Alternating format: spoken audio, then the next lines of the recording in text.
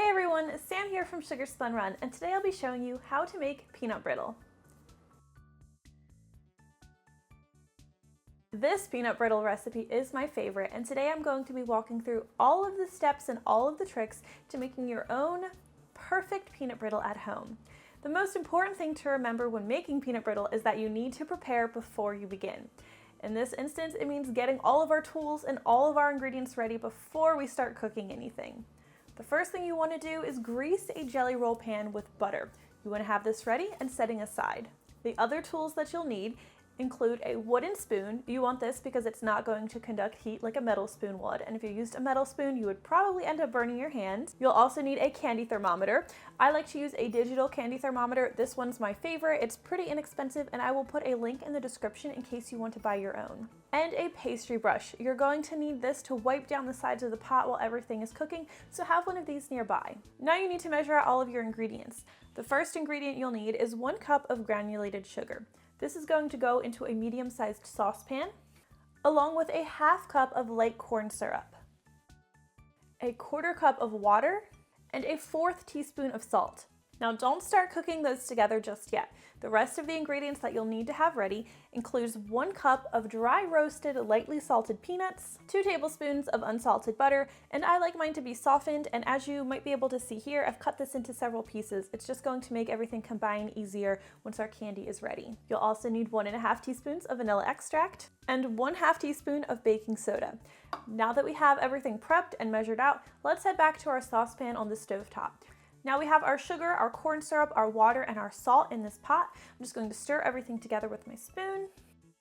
And we'll cook this over medium heat, stirring occasionally. Now, if you notice any sugar crystals forming on the side of the pot, at this point, you will use your pastry brush and you'll just want to moisten it a little bit with water, and you'll use that brush to wash down the sides of the pot. Wipe away those sugar crystals that are settling there. Now we'll continue to cook this mixture over medium heat until it comes to a boil. It will take some time for this to come to a boil. Don't try to speed things up by turning up the heat. You'll end up burning and ruining your peanut brittle. Once it does come to a boil, you are going to need your candy thermometer, and we're going to fit this to the side of our pot, but make sure that the tip of the thermometer does not touch the bottom of the pot, or you're going to get a much higher reading than is accurate. We are going to continue to cook this, stirring occasionally until our mixture reaches 250 degrees Fahrenheit. Once we hit 250 degrees Fahrenheit, you are going to want to add your peanuts. Remember, this is 1 cup of peanuts. Now that we've added our peanuts, we'll continue to stir this mixture continuously until it reaches 305 degrees Fahrenheit. Once it reaches 305 degrees Fahrenheit, we are going to immediately remove it from heat, and we'll add in our 2 tablespoons of butter, our 1½ teaspoons of vanilla extract, and our 1/2 teaspoon of baking soda. Now, as you can see, this is going to fizz a little bit and bubble. Just stir it until the butter is melted and the mixture is smooth. Now, working quickly, we are going to pour this into our prepared jelly roll pan. Make sure you get all that peanut brittle.